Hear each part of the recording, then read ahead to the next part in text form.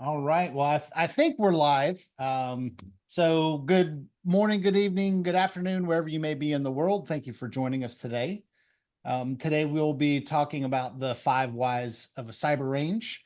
Kind of just a conversation about how a cyber range in general can benefit your organization.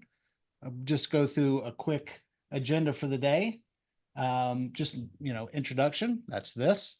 Um, we'll go through the five whys, the questions, and then some of the key benefits. And if we've got any time left over, we'll have a Q&A session, and hopefully we will have plenty of time. So, and then feel free to ask those questions in Zoom throughout the conversation. All right. And so with me today is Zach Zimmerman, Senior Technical Security Analyst at LL Bean.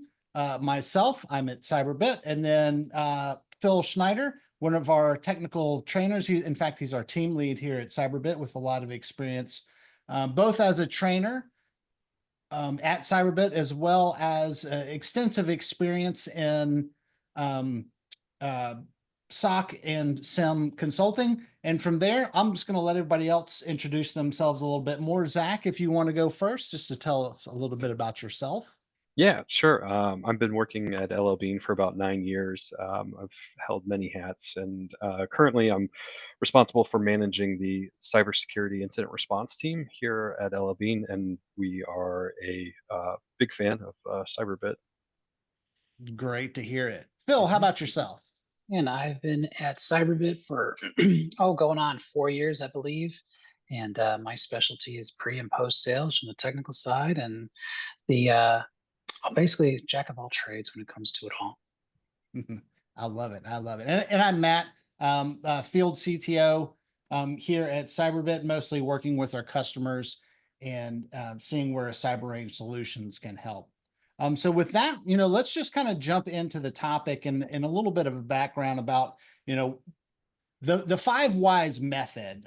So this was a problem solving technique kind of developed and championed by Taki Ono at Toyota. And the premise of it was if there was a problem, you keep asking why until you come to the root cause of the problem. And I think one of the original um, problems that he was trying to solve the answer for is like, why did this robot break down? Oh, well, it broke down because it ran out of oil. Well, why did it run out of oil? Because it sprung a leak in its oil pan. And why did it spring a leak in this oil pan? Because it didn't go through regular maintenance. And you kind of go through that all the way until you get to the true root cause. And for today's conversation, it's not really a root cause, but like trying to elevate the reason why you might want a cyber range for your organization. And so you'll kind of see where we're going with this as we step through it. So we're just going to jump in. And so kind of like that first question is, why do you want a cyber range? And everybody has their own reasons for that. And this is a generic answer. But I wanted to bring in these two gentlemen here to talk about why they wanted a cyber range.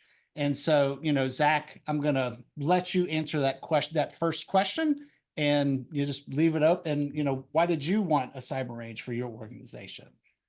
Yeah, I think there's it's a multi-answer kind of to this questions is that we wanted an area where we can actually practice incident response in a live manner that actually has simulations of real attacks. And we can kind of work through our IR process, but doing it in a controlled method, which, you know, sometimes like you don't a lot of it comes down to like repetitions, right? It's doing things over and over and kind of getting those reps. It's I always use the gym reference, going in the gym and lifting weights and getting those reps in. And that's what we wanted. We wanted something where we can practice IR in a safe way, where we can run through our playbooks, our incident response processes, and kind of just get better at it. And setting that up and having the range will kind of makes you have that ability, which is great.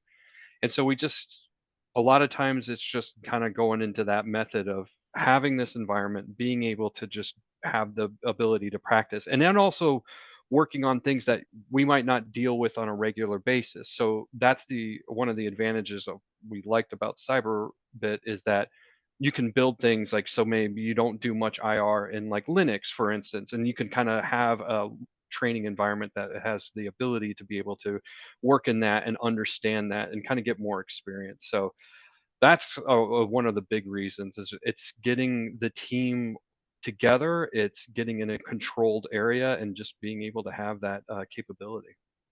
Awesome, awesome.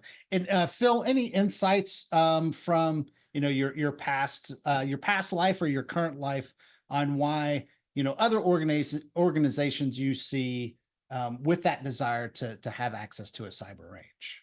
Yeah, so it's same as what Zach said. It's multi-factored. Really, when I was a consultant, I went to many different organizations, small, medium, and large, and all verticals. And the universal thing I kept coming up with is very, very intelligent people, but people that were inundated on their daily life with false positives and normal triage, that when it came time to go ahead and investigate what could be an actual breach, whether it's ransomware, cross-site scripting, or anything else, they were so rusty and were not used to working together as a team that a lot of times there was a lot of time wasted where things could be more beneficial. And there wasn't the chance to really perfect procedural process.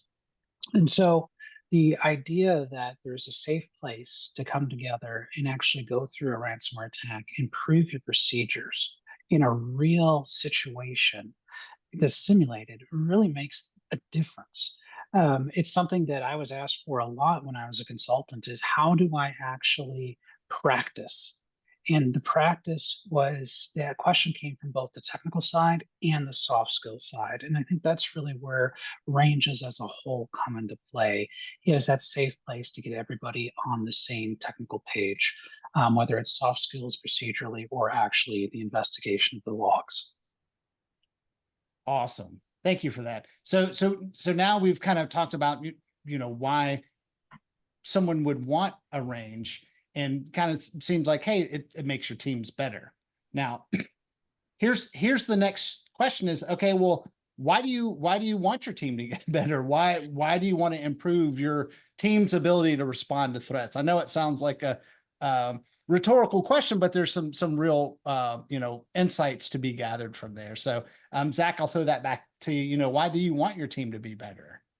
Yeah, it's, it comes down to like the response times, right? It's being able to respond to threats and being able to respond to incidents in a timely manner and being able to work as a team, I think is one of the biggest things. That's the advantage you kind of have with this like training environments to be able to kind of work together as a team where there's not just one person that's, doing everything. It's everybody's kind of got a little part. It gets you better to collaborate and be able to communicate with each other.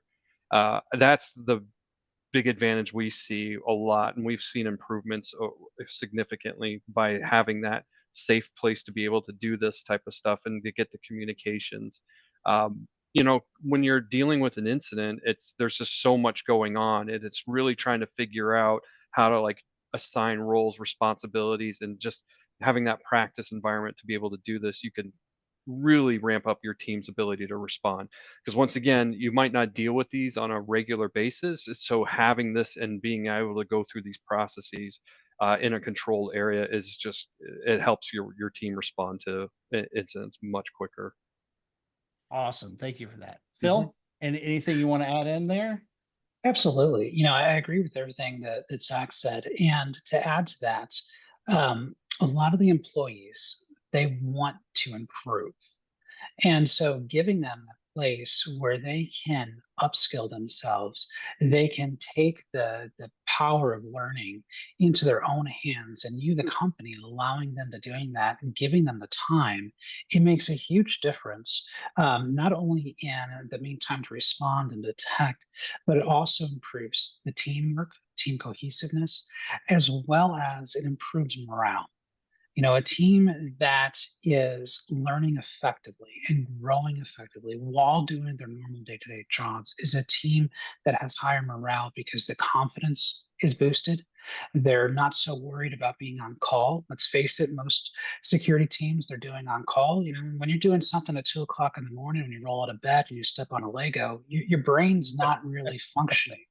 So being able to have all of that come together and really giving them the empowerment to grow their careers, it makes them happier, makes them want to stay with your organization and grow with your organization, which can ultimately improve many different factors outside of the actual security realm itself. Gotcha. Yeah, one more thing I'd like to add too.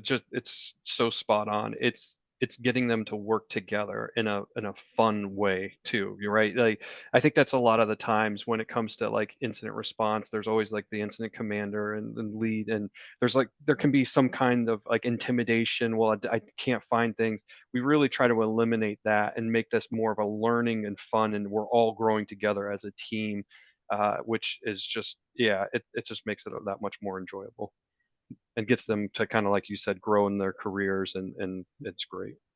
Gotcha. And so, just to kind of expand on this a little bit. So my canned answer was talking about, the changes in the threat landscape, how it's constantly changing. The bad guys are getting more sophisticated, more frequent, and, maybe not also more sophisticated, but there's a lot of, easy to use tools out there for cyber criminals. And then, so Phil, I'm going to put you on the hot seat.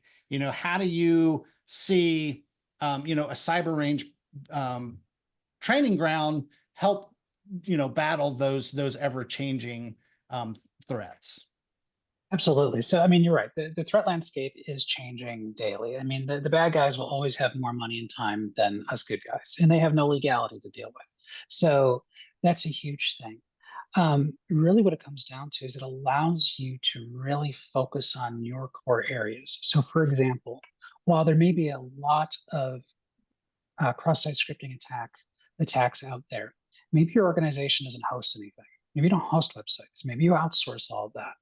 Well, then you don't need to focus so much on that. Maybe that allows you to focus on something you are susceptible to. Maybe your organization is in the financial vector, which is very susceptible to ransomware.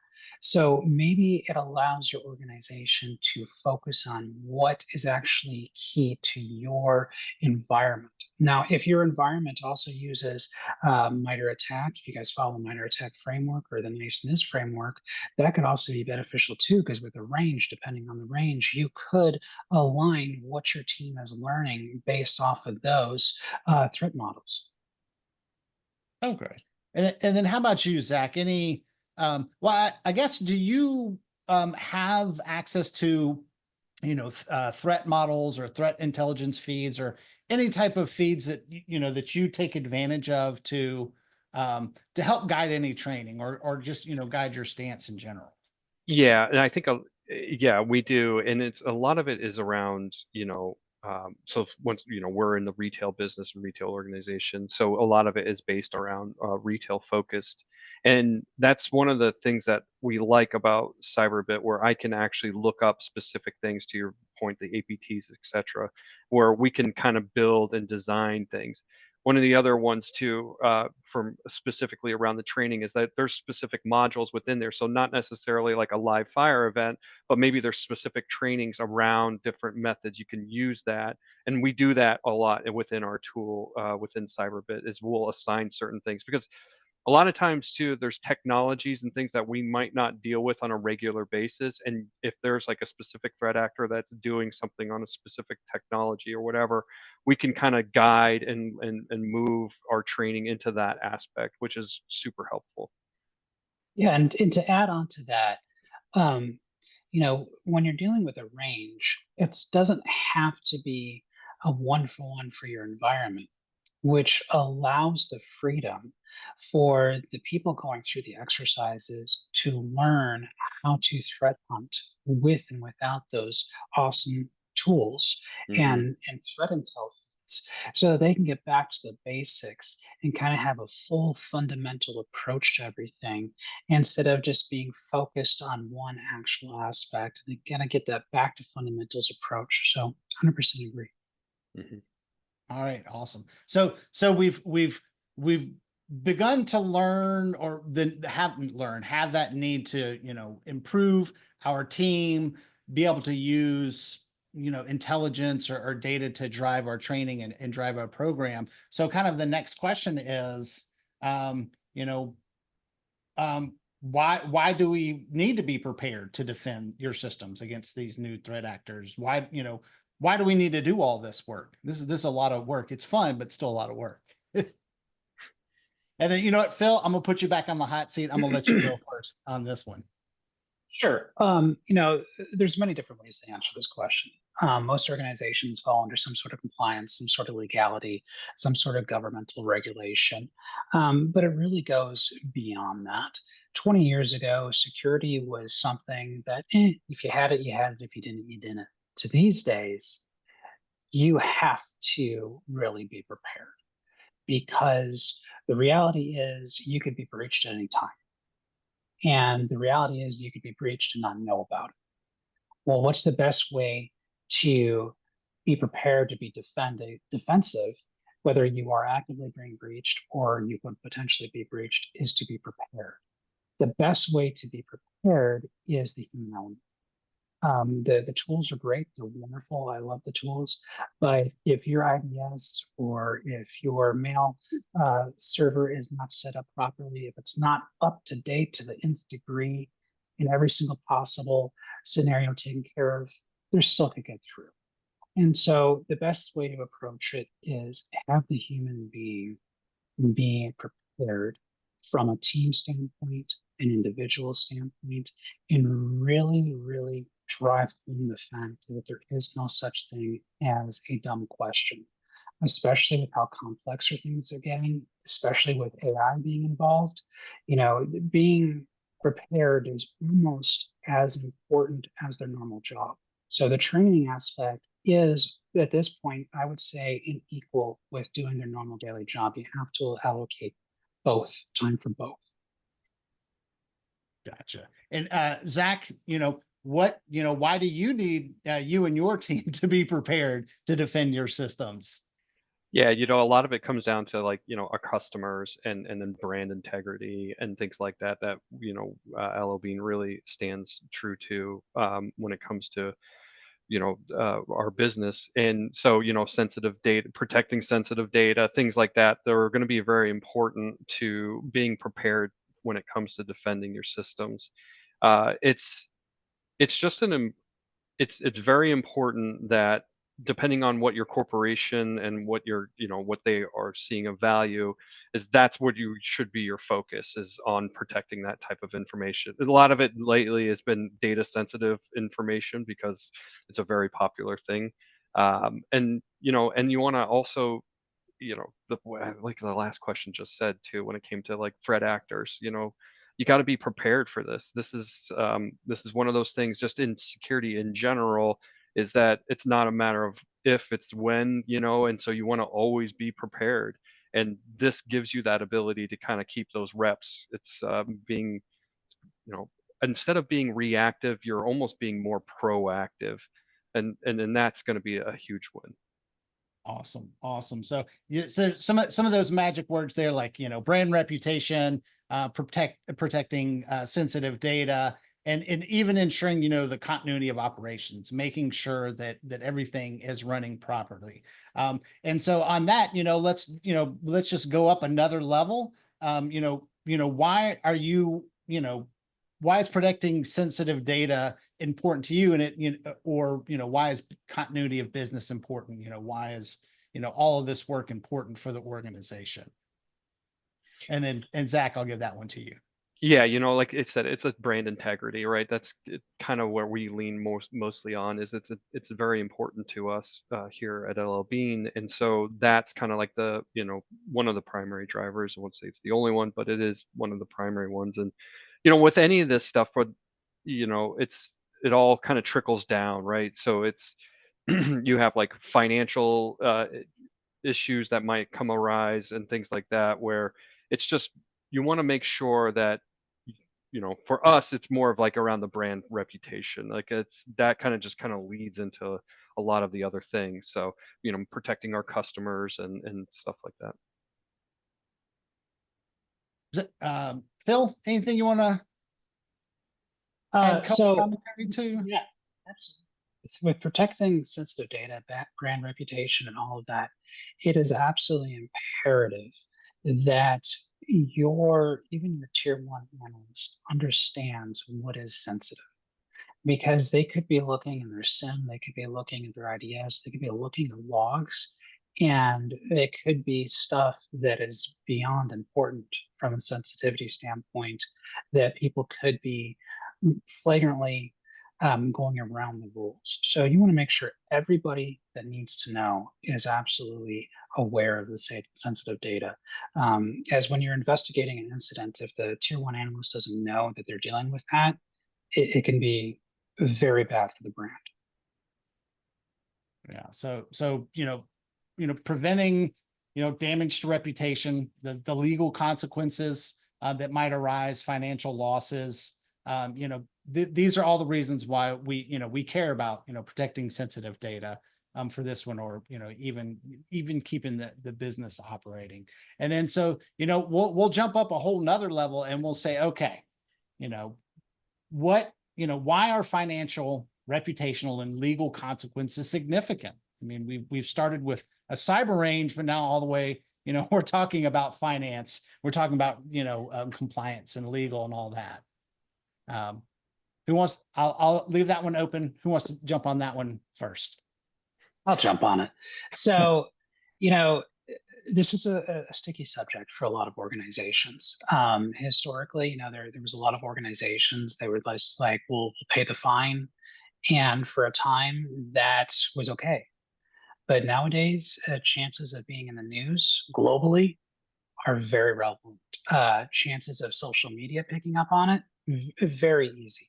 So it goes beyond just taking a couple stock losses for a quarter. It could take years to rebuild your brand reputation from a single breach, depending on what that breach is.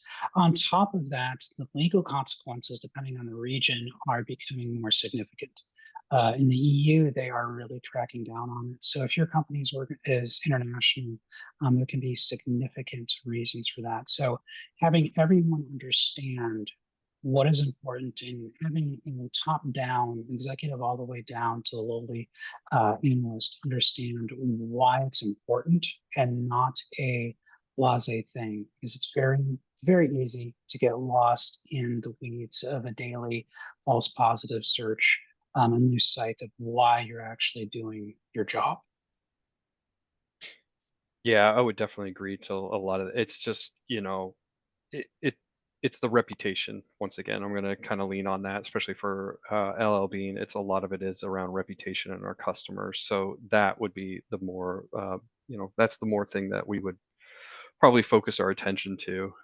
So that's why investing into like a cyber range to these to kind of never have to get to question 5, right? Like that's kind of why you want to be more proactive. We talk about being proactive a lot on our team, and that's where Cyberbit comes in. Is that it helps us become more proactive, so we never have to hopefully ever ask answer any of these questions because I we're like that doing this. saying. I'm gonna have to figure out how to use that, like how to never get to question 5. Yeah, So that exactly. that's some kind of quote that I need to figure out Yeah. to redo that. Yeah. So I mean, in the end, having that cyber range, is that's the purpose, is to support that greater good, support brand reputation, support your legal requirements, support your business continuity. So security is key these days, and like Phil, like you were saying 20 years ago, cybersecurity, well, maybe not, maybe 30, we'll say, wasn't as forefront as it is today. And then now it's absolutely one of those must haves and must have done wells.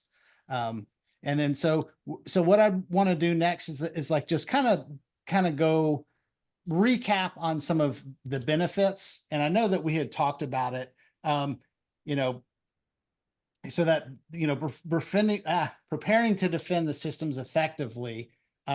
Any more commentary on how, these simulations help, they're with your team? Any interesting anecdotes that you might have about those preparations? Yeah, so once again, it goes back to that repetition thing. It's like that if you don't use it enough, then you're kind of lose it. And this helps with that situation where we are constantly in this, and we do this monthly. So we set up live fire events monthly here at LL Bean, and we go through them together as a team because we feel it's more important for us to continue to do these reps and just keep working through our processes. And this helps us in that aspect where we're kind of preparing ourselves, right? It's preparing and running through our processes. How could we do this better? How could we have done that? That really helps us a lot when it comes to defending, just systems of just being able to be more proactive. All right. So Zach, I have a question there. So you said you Sure. do these monthly, Hmm. and um, a lot of security professionals don't have a lot of time away from their day job. How are you able to make that happen? Because a live fire is a good 4 hour chunk for Hmm. what, 5, 6, 10 people on your staff. How did Uh, how did yeah. you how did you pull that off? A lot of it is working through everybody's schedule and almost making it like it's a requirement, because we know that this is so important, because the once again it's that understanding these reps of just being able to kind of have this environment. And then also it's making it kind of fun, making it we a lot of times it's also we don't have just one person who's the incident commander for this. We switch it up. We'll give it to somebody else. All right, you're now going to be incident. So now you've got to tell and coordinate people around that. And also we have like we are retail customers, so we have to be PCI. So we kind of leverage that as well because they always ask you about how often are you practicing your IR. And so we just say monthly because we sit in there and we work through this whole process. And so that kind of helps too, is if you tie it to like regulatory, where it's like you have to kind of be doing this. And yeah, it's making it fun too. So they actually want to do these things. That's the thing that I think we really were successful on is we just said, you know what, we're going to commit to this as a team and we're going to make this fun and enjoyable. And it's okay if you don't know everything. We really wanted to make sure that nobody felt like they were just not performing or anything. This is just a learning opportunity where you're going to get in there, and it's okay if we can't figure everything out, but that's why we're a team and we're going to know each other's strengths and weaknesses and be able to do that. So it's important. We're not a large team, we're a smaller team, so we have to make this work. And so that's why I kind of made the executive decision within our team that we're going to be doing this I monthly like because it's important. We're a small team and we have to operate this way. Yeah. And And this and this helps. yeah, and I kind of want to dig in, on something else you just said a little bit, is the making it fun and not being scared. So I know Yeah. a lot of the time, it's difficult not knowing something in front of a lot of people, especially your peers. Yes. How are you able to, you know, get over that hurdle? I think a lot of it, so I remember when I started doing these early on, it was super intimidating because you would come in and you would sit down and or at the time we were doing them, and you're right, you feel like if I don't know the answer to something, well, am I expected to do that? And so when I kind of took over the team, I immediately wanted to get that out of the way right out of right out of the gate, is that no, it doesn't matter, because the way I approach them and tell them is that there might be a day where I'm on vacation and I'm not here or somebody else isn't here and we need to work together. So all the egos, all of that stuff needs to stay at the door. We're coming in here, we're a team and we're not a large team. So we really have to work together. And you start kind of making it fun and entertaining and realizing that's okay. And hey, I've been digging through these logs forever. You know what? Tag, I'm out. Somebody else come in and just see if you can find something for me. Yeah, and it's all about how you present it and being able to just kind of set that expectations that this is here, we're here to learn, and it's okay to make mistakes, and it's okay if you don't know everything. That's just something I learned early on in my career, that I don't know everything, but there's a lot of good people out there that know a lot more than I do, and I just really try to learn from them. And that's what the kind of environment I really wanted to push with this, is that it's okay. We all have strengths and weaknesses, and we can all learn together. And it took a few. I will say that it's not like it happened right out of the gate. It took a few, but then we realized, we'll be working on one that's Linux, and that's not a very strong suit. So who they asked? The old Linux administrator from yesteryears, and that's okay. That's fine. And I'm okay with that. Yeah, yeah. And then Phil, how about you? Any bits of wisdom about how you've been able to make our customers feel safe in the training environments, and kind of get past that hurdle as well? Absolutely. So it really does come from a management perspective. So understanding, from their manager, they're not going to get in any trouble. And making it fun and exciting is, let's focus on the real life. A lot of people, they get hung up on the score. We got to get a perfect score. I'm all about the score. And that comes, we're inundated as a society with getting a perfect score and tests and all of that. But really, the whole idea of going through a live fire is understand the kill chain. So my advice is focus more on the evidence that is found. And if you are the person that spends 2 hours going down a rabbit hole looking at evidence that has nothing to do with the attack, that's okay too. That's a learning experience.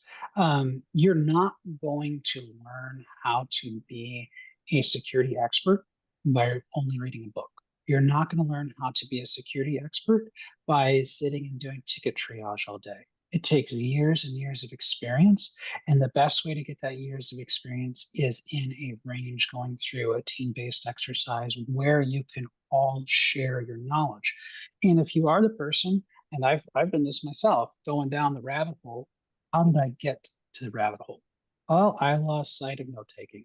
Everybody was taking notes. I didn't take a look at the notes. Or, oh, I got screwed up on the timestamps. I mean, I know Hollywood makes it look all fun and exciting, but at the end of the day, it's looking at logs, and part of that is looking at timestamps. And sometimes you look at the wrong date, and that just sends your whole trajectory off kilter. So I agree with all of that. And then the other thing is, put everybody in the hot seat. Have everybody be the incident commander. Because guess what? You can either be the incident commander in a training exercise or in real life. I personally would rather be it in a training situation before real life, so that I can learn from everybody. Yeah, I cannot stress that enough. And it's okay, because it just gives everybody that opportunity to kind of feel what it's like to be, hey, you got to start coordinating, and maybe they need to go investigate this over here, and investigate, and checking in, making sure that they're not going down these crazy rabbit holes, and kind of like, where are you at with this? Or yeah, it helps. And like I said, it's the communication. I think a lot of that it's very helpful within the team, and being able to do that. It's just, yeah, it's they do. Once, you're absolutely right. Once management kind of, not management gets out of the way, but once management kind of sets the precedence of, like, this is fun, and let's have fun with this, it really just opens up, because you just start seeing, different ways of how the team communicates, and it's great. Yeah, we really Right. do enjoy And if your team is international, if they're not all in the same room, that's fine. it. But put up Yes. a Zoom, put up a Teams, have Yep. your videos on and communicate with each other. If you're all eating breakfast together, that's fine. Just have it be a sociable experience, because it is a full team effort in real life. So make the training that full team effort and just have it be a bonding experience. Yeah, absolutely. Yeah, most of ours are done online now, anyways, on some kind of, yeah, Zoom call, and we just, yeah, it's super helpful, and it helps you too, because, like, and once again, it's going back to that being proactive in a real life situation.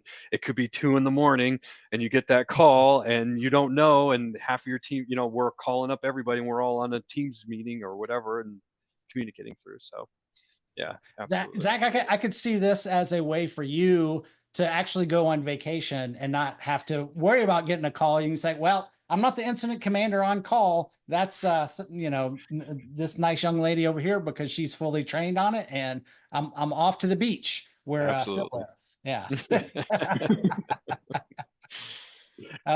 All right. So let's see. I got some other slides. I'm not sure if we're going to run through all of them because I like this kind of this natural. So our key benefits, we talk about upskilling our team. Let's see, protecting our sensitive data. We'll just, we'll just end it at the key takeaways. So, one of the big things that you both have talked about is that ability to strengthen your team. And then, I see this as that kind of critical investment. And that's always something that's always difficult to justify. There's a set amount of budget that you have for any organization, especially in security, and then kind of how do you balance that, balance those requests.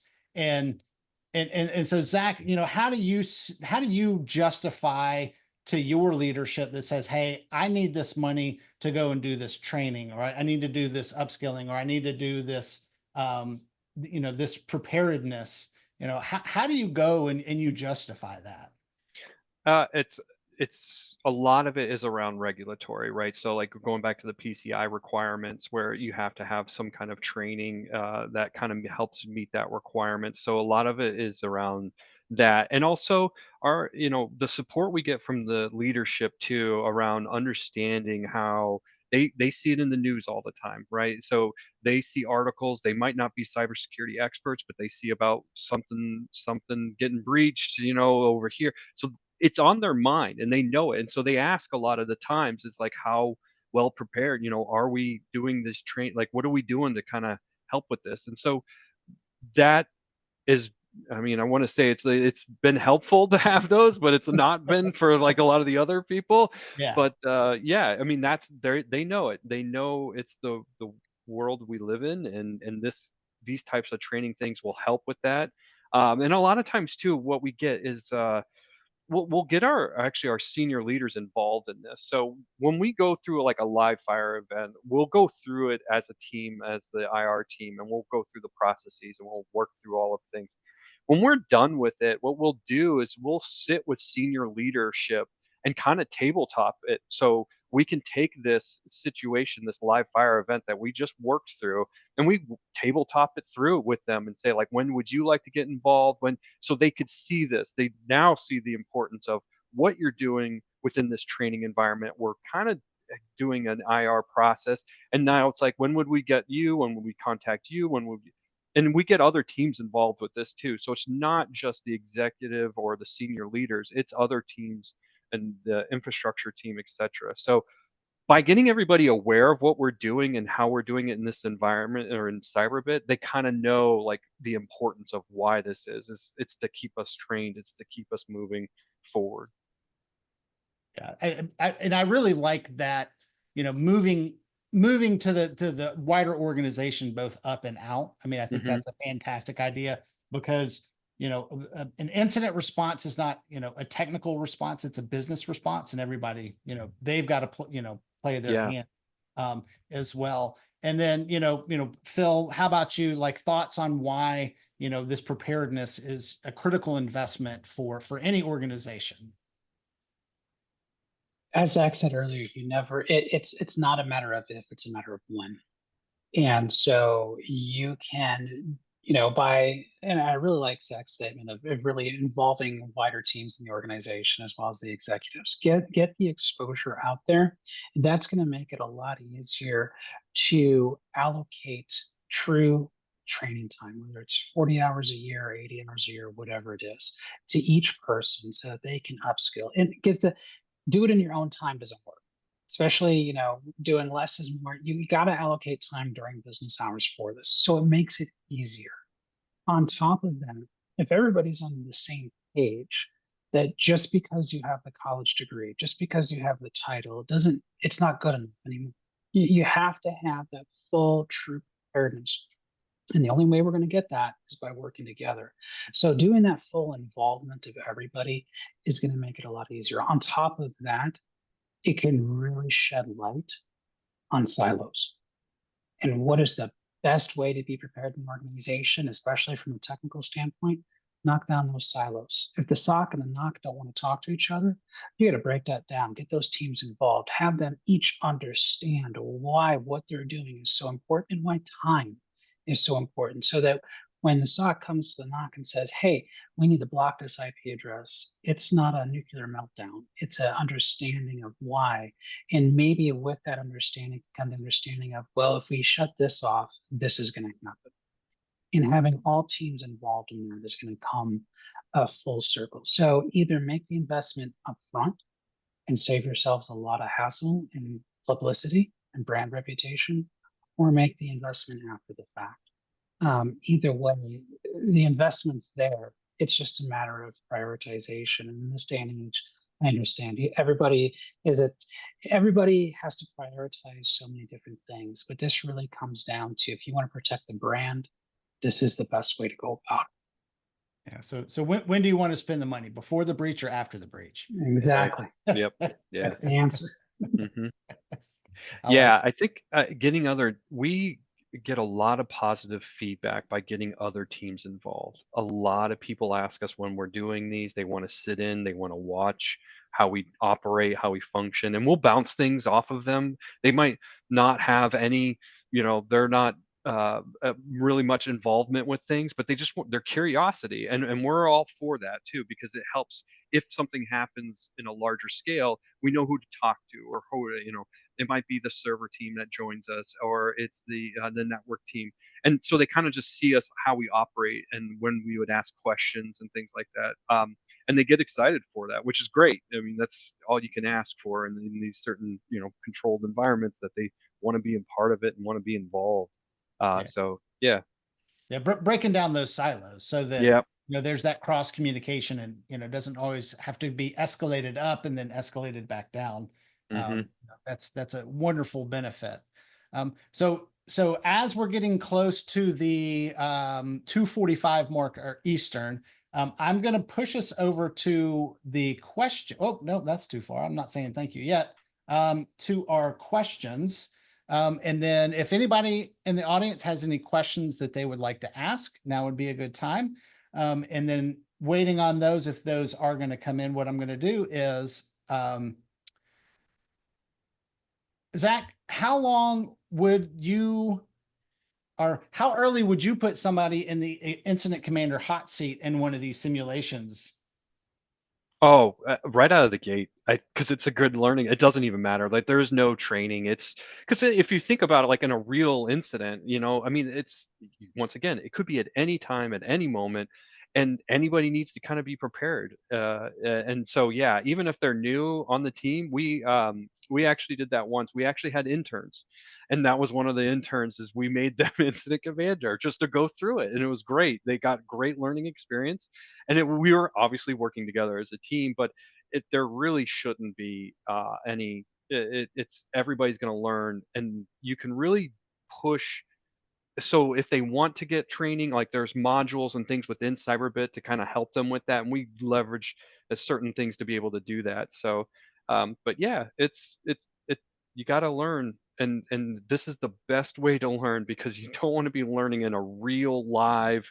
That's not when you want to be practicing those. You want to make sure it's in this nice controlled area where it's okay if they make mistakes. It's okay to be learning from those mistakes, and then at the end, you kind of just have that lessons learned debrief. All right, what would you have done different? What would have changed? How would you have done this? And that's what we work together as a team, because once again, you never know when you're going to get that call. Gotcha. Good to know. So we did get a question that says, how do you add real devices into your environment as opposed to simulated devices and applications? And that is a very complicated answer. You can do it. And then Phil, if you want to talk, well, I mean, yes, you can absolutely do it, but is there an actual benefit of doing it right away? So Phil, if you have thoughts about integrating, hardware in the loop, whether it's for operational technology, which you can, which we do, or, custom applications, as part of live fire exercises, for Yeah, instance? sure. So this is a question we get all the time: is adding my real infrastructure and making it a one-for-one ratio versus a simulated environment. And the reality is, we have found most of the time that most organizations, even if they request that type of customization up front, in the end, they're not so much focused on it because they're more focused on understanding each of the knowledge gaps. You don't really truly understand the knowledge gaps you have between each person in the teams until you get them hands on keyboard. And once you get them hands on keyboard, then you really fully understand it. So while we have had customers that requested the real devices, what we have found works most of all is this having it simulated. Because if you have the real devices, every time you make a change in your environment, you also have to change the range environment.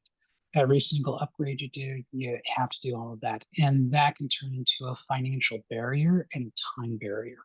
Now, that's not true for all organizations, which is why customization is still able to happen. But in most organizations, that's really where the focus becomes. Is it stops becoming on the upskilling of each individual and becomes more focused on, we did this update, we made this change, in the financial and the developer costs of going into that. So Thank to you for add that. on that, oddly enough, Mhm.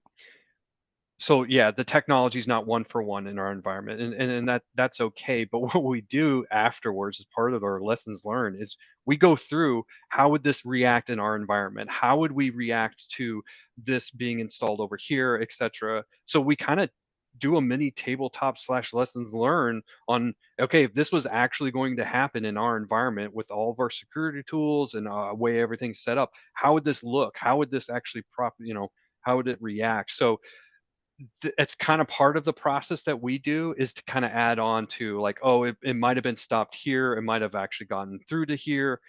That's how we approach it, because yeah, we can't have a one for one in our environment, but that's how we basically go about that. Awesome. Thank you for that insight. Hmm. And so now that we're just a smidge over time, what I'm going to do is I'm going to close it out here. And what I would like to do is ask for just one little tidbit of what you would like, or something that you would like our listeners to take away about your experience with the cyber range. Phil, I'm gonna have you go first, and then Zach, I'd like you to have the last word for today. So Phil, take us away just on just any piece of knowledge that you like about cyber ranges. Cyber ranges in general, what I like is, instead of taking years and years and years to upskill somebody, you can take care of that knowledge gap relatively quickly by exposing them to various types of attacks, from full ransomware to cross-site scripting, APTs, all of that. And you can have it in controlled environments where they can learn and grow soft skills and technical skills safely. Awesome. Zach, how about you?